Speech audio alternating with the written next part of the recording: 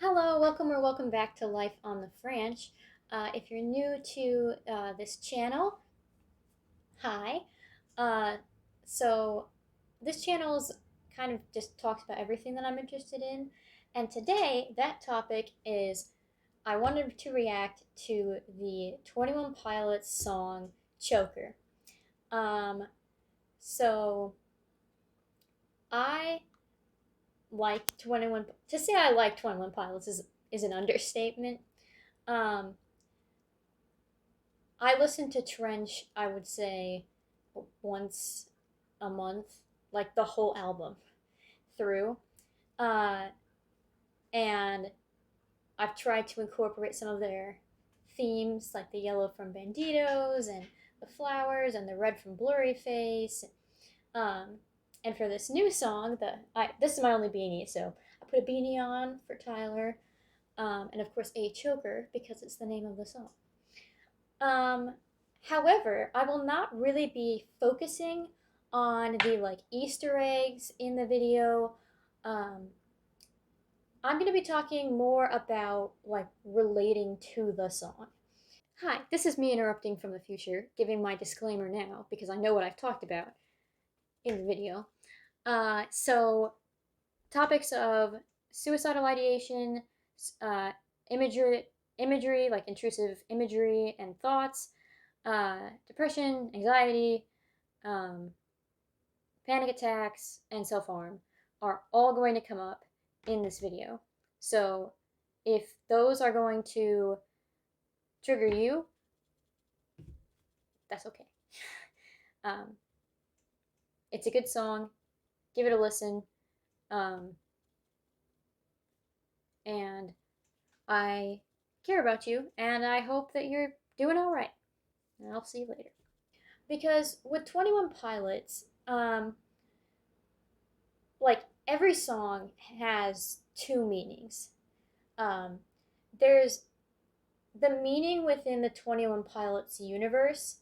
So, in the storyline of like Trench and the bishops and this now propaganda, there's like that storyline, and that's very interesting, but I don't feel qualified to like dive into that.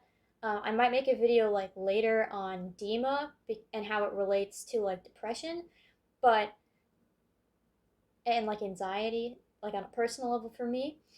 Um, but if you want to learn more about that, I'm going to leave a link in the description to a YouTuber who I thought did a really great job dissecting um, the lyrics for that version of the song.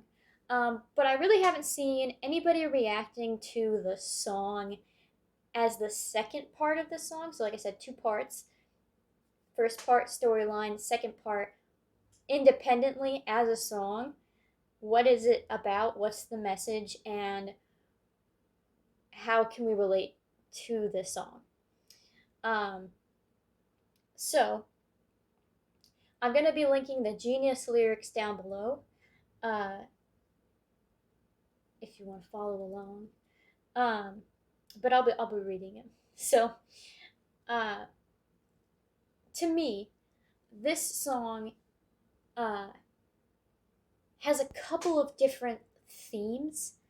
Um, the first one I want to talk about is like choking on your own words, like holding yourself back, you know? Because you're not saying that like someone's choking you, it's I'm a choker. Like I choke. And people have been making this reference to like another theme I'll address later of like when you're under like stress, you like panic. Um, and I have panic attacks, so I'll talk about that too. But first, I want to talk about it as like a not telling people what's going on in your life. Um, so, for example, uh, I don't bother anyone. Nervous when I stand. So, this is a person who is not reaching out. Like, they're in the corner. They don't want to. They don't want to be a burden. Is what I'm getting from that line. Uh, choking on the circumstance. Like, their world is falling apart, but they don't want to bother anyone. Um, only smoking secondhand. Uh, I think this is like, they're not like responsible for, like, they're not participating, right? Like, they are not part of the group that's smoking, like hanging out, chilling, or getting lung cancer, depending on how you look at it. But they're not part of the group. Like, kind of like a fly on the wall, you know, a wallflower. Um, and then it goes, cut us open, spread us out, dry us in the sand, and let the fibers side by side, and you'll begin to understand. So this is a person who doesn't want to reach out to anyone. They don't want to bother anyone, but at the same time, they want to be understood. So much so that they're willing to be like dissected and like almost like die so people understand them, like can dissect them and study them and see them like, to their core, their like literal core. Um, and this is like a paradox that I have a lot in my life. So when I talk about mental health, um, in a personal way, like about my own personal mental health experiences, I clam up. I don't like talking about it. I'll talk about like depression, anxiety, panic attacks in general, or things that have happened in the past, but I'm very bad at expressing like what I'm going through in the moment because I don't want to bother anybody. I feel like a burden, so I don't want to like be a burden by talking to someone. And of course, like that's wrong. And I've been working with my therapist to like understand that. And um, like my husband obviously like knows everything that's going on, um, like to the day. And I've been doing a lot better. But it's certainly a mindset that is very common among people who have a mental illness. Particularly for me, like I think it's my suicidal ideation and my depression that kind of lead me to this feeling like a burden. Um, and yet, I want somebody to relate. Like, everyone's mental health journey is different. Um, but I crave the the understanding of other people, the genuine understanding. Um, like my husband has not suffered from a mental illness before, so working with him to like try to help him understand has been a project for us, because I want him to understand, but it's so hard to help people understand um, your specific case. Um, and I think kind of that's what therapy is about, like your therapist, like understanding you, um, or your best friend, or your partner, whomever, whoever. But there's this like paradox.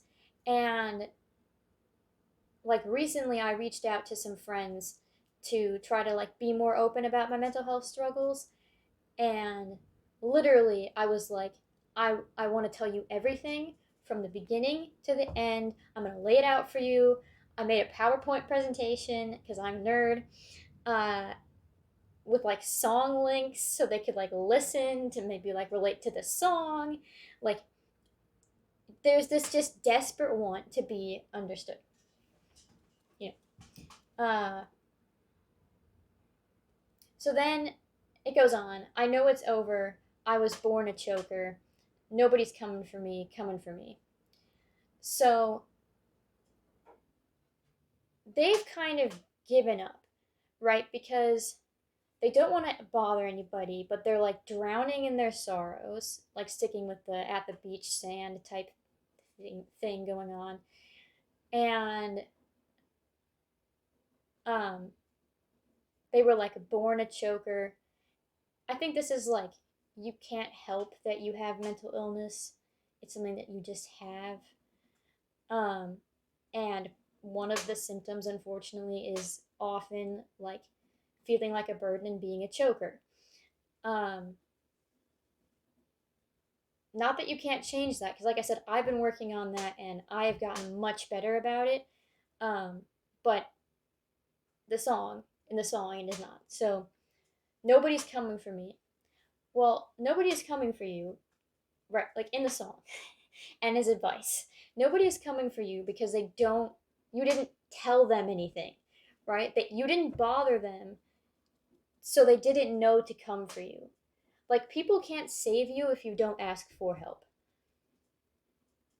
You know. So but it can feel like, and especially when I was younger, like a teenager, um, it can feel like, especially with like your parents or your teachers or your friends, like they should just know you're upset, by your appearance, or like if you self harm. I self harmed in the past, and I'm working on it. Like I relapsed, and I'm like working on staying like sober in that way. But like they'll see the scars and then they'll know something is wrong and that nobody notices and you just feel invisible. Um, but you feel like the responsibility is on them to talk to you. Um, and while I think teachers should be more aware of students and students should be more aware of other students and the signs, ultimately you have to be your best advocate. Um, and again, then it goes on again. I don't want to bother. Uh, I don't want to bother anyone. Never make demands. Um, oh, I wanted to talk first though. So the post chorus, the mm-hmm, mm-hmm in the song, uh, to me sounds like someone going like that. Mm-hmm. Like, yes. Mm-hmm. And that's kind of like, again, like going, like just going with what other people are saying. Because you don't want to bother them. So even if you don't like something, you're just going to be like, all right, like, mm-hmm, I'll agree. I don't want to disagree. It'll cause a problem. Like, again, this like wallflower type idea. Um, I don't bother anyone. I never make demands. So they're not sticking up for themselves. Um, Choking on the circumstance. So they're in the situation where they need to make a demand. Something needs to change, but they're not doing it. Um, Self sabotage is a sweet romance. So this line has so many meanings. But for this theme, I think it could be thought of as self sabotaging in that you're not asking for help, but also self sabotaging in maybe other negative coping ways. And the romanticization, romant, the fetishization of things like suicide, kind of going back to the theme of neon gravestones in Trench. Um, And this is a line that I think a lot of people with mental health issues can relate to on some level, although everyone probably relates to it differently. But for me, I relate to this line because I have intrusive thoughts and intrusive images, and they're very like graphic, and yet they don't scare me. They're like alluring. Like I've told my therapist, and I've written in my journal that like they're alluring, like almost seductive, um, because it's like relief, you know? And it's like, again, romanticizing these like horrible outcomes. Um, but it's easier for some people to like think about that than to change their circumstance or to like speak up for themselves. Um, seems like all I'm worth is what I'm able to withstand. So again, this like I'm gonna grin and bear it. Like I don't want to talk about my feelings because it'll be a burden on others. Um, and that's what I'm good at. Like I'm good at being people's punching bag. Like I'm good at being people's um, shoulder. Like I'm good at being uh, like me surviving is what I'm worth. Like it's what all my focus is on. And I can definitely like relate to that. I think a lot of people can, even without mental illness, is where it's just like you're just suffering through, you know, and your life feels meaningless, and you find just the value in being able to kind of like be numb to the world and just endure for as long as you can with a smile on your face, and that's what you're worth. And of course, that is not true. Everybody has worth, that is not just grinning and bearing it or suffering through. You have real worth as a person, as an individual. Um, like everybody's thoughts. I just, like, everybody has beautiful thoughts. And to me, that brings you value. Like your perspective is something only you have, and that is intrinsically valuable for you and for the world. Anyhow, uh, sooner I can realize that pain is just a middleman. So it's kind of like this is where the song like takes a turn, being more like positive. I'm not the first person to say this, so I'm just gonna go over it quickly. But basically, like the idea of being like, I'm in the trenches right now, bunch, and but the war is gonna end. Like this, like suffering, this fighting, like it's it's the middle. You're in the middle, and there is an end eventually. Um, now, I don't think it's as positive as like some people are talking about, like the song is, because I think like the middleman can be like, yeah, it like ends, and then it's like you're content, uh, and you're relieved of your pain, or it's the middleman between you and like losing the war, losing the fight. Um, or it's the middleman between like you processing your emotions if you self harm. You know, there are a number of ways to think about that line. Um, only like one of which is like positive, and I just wanted to put that out there because most people are being like, yeah, this is where it turns, and I just it turns. I just don't know that it does like such a hard left as everybody is saying. Um, because then in the they do the chorus again. Uh, I know it's over. So it went from like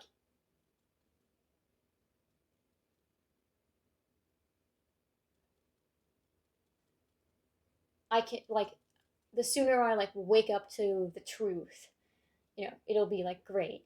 But I know it's over. So again, two ways to interpret it. Negatively, like the first verse, or in a positive way, like the fight is over. Like you've won. Like you're taking control of your life. You're putting your like locus of control in yourself. Um, but it could be negative. And then it says, I see no volunteers to co-sign on my fears. I'll sign the line. So this is where I think the song actually becomes more positive. Um, like I'll step up and face my fears. Um, and then it says, alone you're gonna change my circumstance. Uh, I know I need to move right now. So I think this alone you're gonna change my circumstance is like maybe talking to like the other voice in your head, the negative voice in your head of like self sabotage and like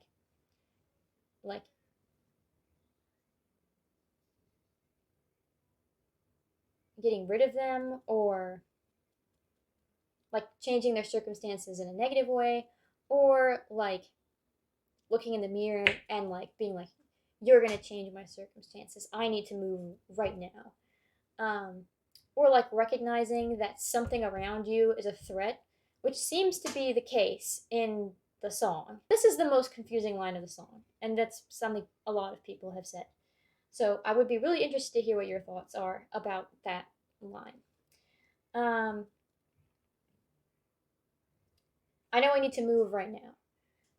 Like something has to change. Like I gotta go.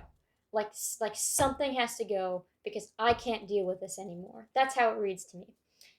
Um, because I know it's over. That's the next line. I need to move because I know it's over. Like I fix this or it's over. Um, like I was born a choker, so like maybe I'm gonna have to do this by myself because nobody's coming for me. Um, and then it's only smoking secondhand again. Like I'm a loner. Like you know. Um, Now some people have said that like nobody's coming for me in this verse is like realizing that your fears aren't real. Like you're nothing like is coming for you. But I just don't think I don't buy into that because of the line about only smoking secondhand, and because there other people are referenced a lot for a song that's about being by yourself. So then it says, like a little splinter buried in your skin, someone else can carve it out, but when you've got the pin, it hurts a little less, and you can even push it further in. Um, when your body's screaming out, trust your mind is listening. So I love these lines. Verse 3 is my favorite part of the song. So, like lyrically. Um, so there's this idea that like there's something inside you that needs to come out, right? Whether that's a character trait or a mental illness or whatever. And or an addiction. Um, like I read this a little bit as like an addiction, um, personally, like to my addiction for self harming, and like it's in your skin. It's bugging you, right? Like that's how addiction is. Like even when you're sober, it's like right there. It's like still in you, and like it's bothering you. Um, Anyhow, and then someone else could carve it out. like you could be like forced into rehab or forced into a psych ward, or psychiatric hospital, forced into a therapy program. And that is going to hurt more than you walking into the rehab center or you going into the psychiatric hospital, to get the help that you need. Um, like, again, it's about taking control over your circumstance. Like, and that will hurt less. And I know that personally to be true. Um, I was forced to go to therapy in high school by my guidance counselors. Like, the only positive thing that came out of that was I got a dog. um, and but now, like, I choose to go to therapy and I benefit from it a lot. And um, this summer I'll be in an intensive outpatient therapy program, uh, that I signed up for, like with my therapist, like they recommended it and I was like, yeah, you know what? I think I probably do need that. And that is so much better than the position that I was in like 3 months ago when I relapsed, where my therapist was going to force me into this program. And then I just was like, I hate this idea. I hate it. Like, yeah, maybe it'll work, but like, it's embarrassing. I don't want to do it. Like, this is the middle of my semester, blah, whatever. I'm a master's student. And that was so much scarier.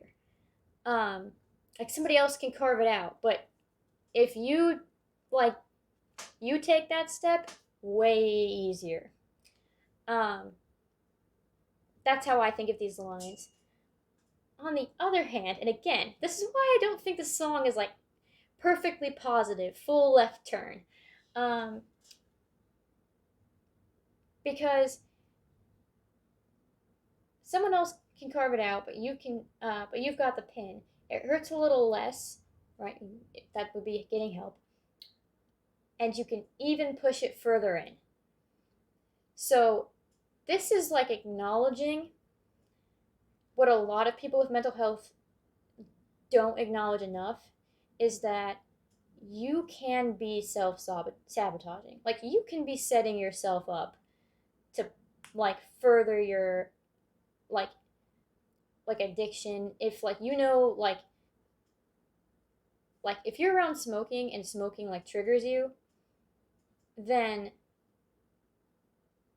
like you're pushing the pin farther in. Like, if you're surrounding yourself by people who have a negative influence on you, well, you're pushing it further in. If you're in a toxic relationship, um, if and these are all things that like I'm talking about from like personal experience. Um, like, if like I sign up for something, uh, to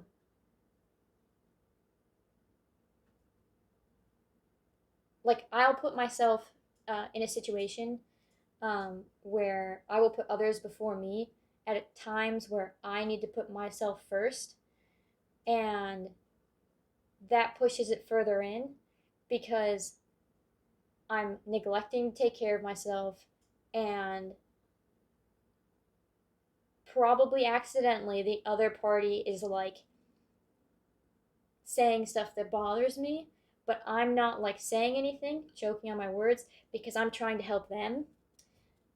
So it's kind of like you can like improve your mental health, but you can also be part of the problem. And then finally, like a silhouette that you can barely see, as a shadow cast upon the ground, where you'll eventually lay forever. But the day goes on, the sun moves behind you, you get taller, bolder, stronger, and the rear view only blinds you. Now, again, I am trying very hard not to relate this to other songs in their things, but they keep metaphors usually going throughout their albums, and the sun comes up all the time, and the nighttime is always bad. um, like I'll stay awake because the dark's not taking prisoners tonight. Uh, is one example. There are many others. Friend, please remove your hand from over your eyes, like that darkness. Um, and here,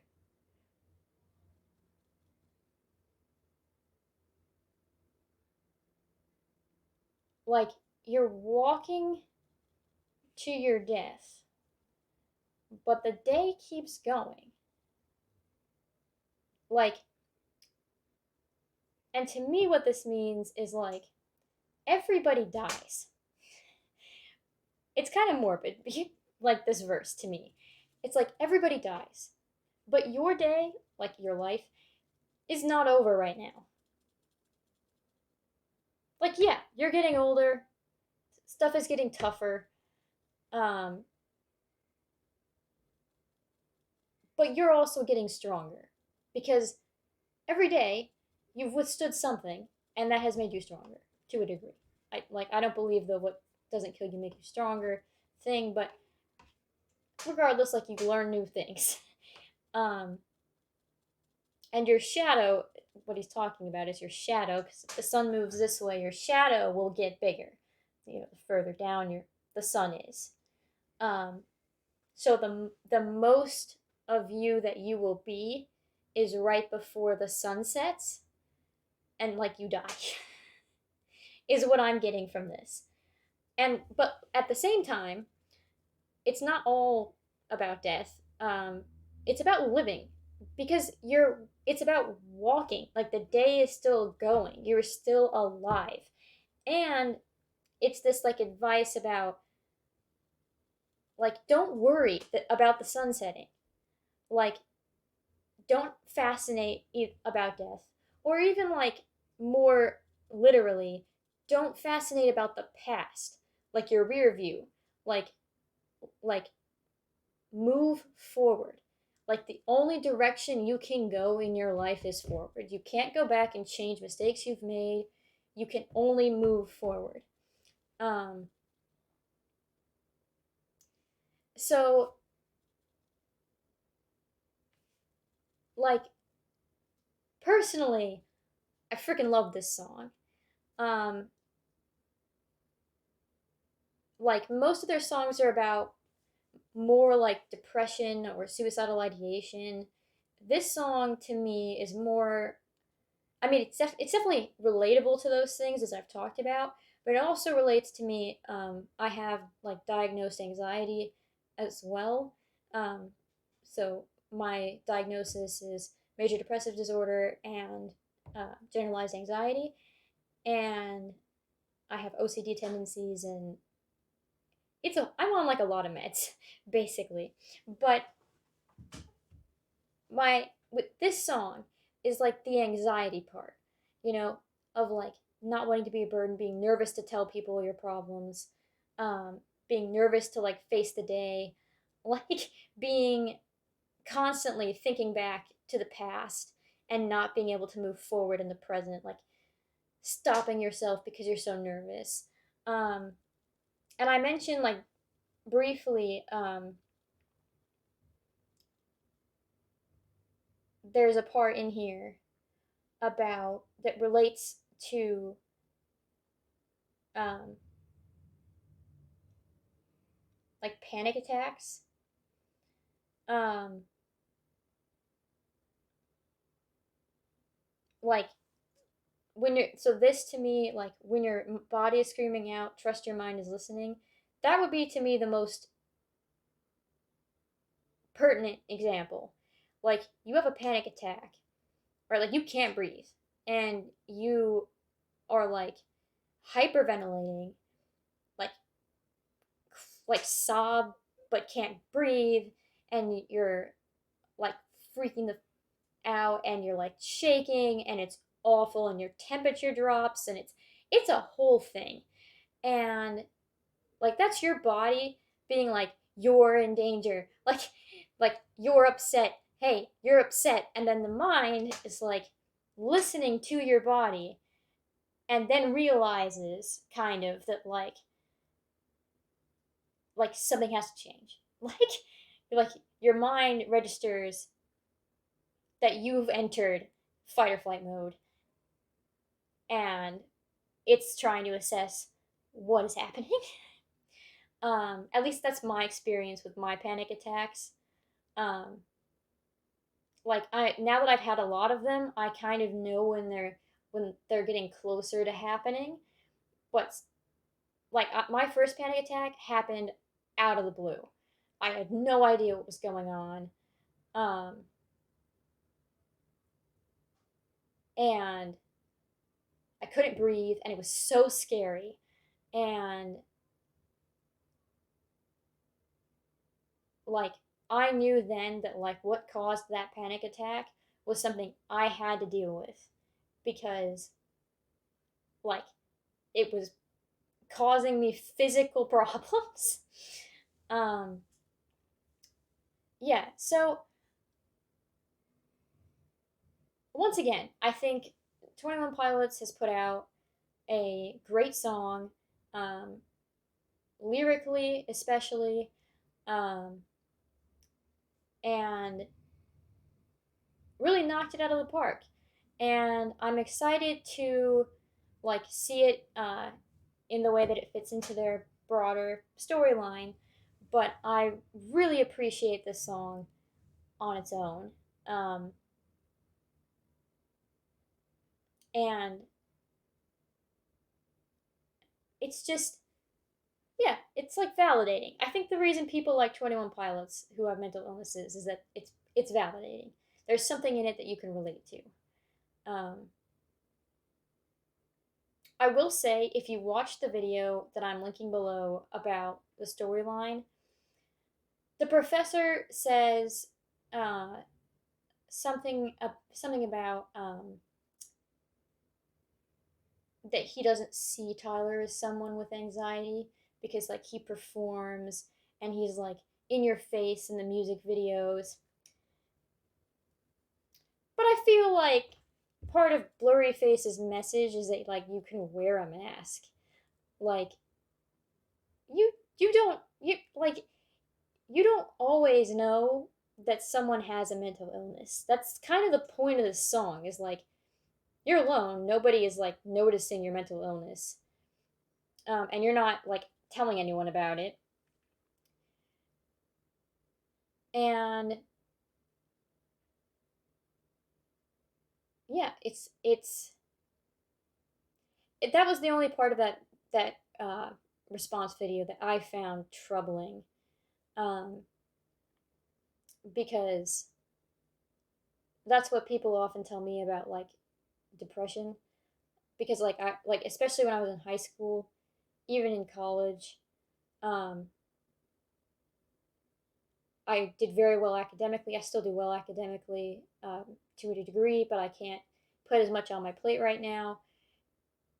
Um,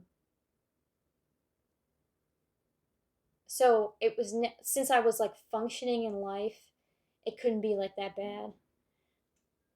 And like since I could put on a face, like I couldn't really be upset. And so that's just something that like personally bothers me. So be warned that that is implied in the video, and I just don't think you can know someone's mental health status without them telling you. Anyhow, if you like this video, give it a thumbs up. If you want to see more of my content, click subscribe and ding the bell button to know when we post. It's not always music reaction videos, but we do have some of those if you're interested in hearing more of my thoughts on other songs. The other two I've done are Montero, um, like reacting to that as a bisexual cisgender woman, and uh, and a Catholic, and um, Demi Lovato's Dancing with the Devil and Sober. So if you're interested in those, I will have them at the end of the video. But most importantly, I hope you have a wonderful day. I hope you're taking care of yourself. Um, And I hope this video has helped you in some way. And I just want you to know your feelings are valid. And you are worth being respected, cherished, and loved. And I give out my heart to you. So, on that note, farewell.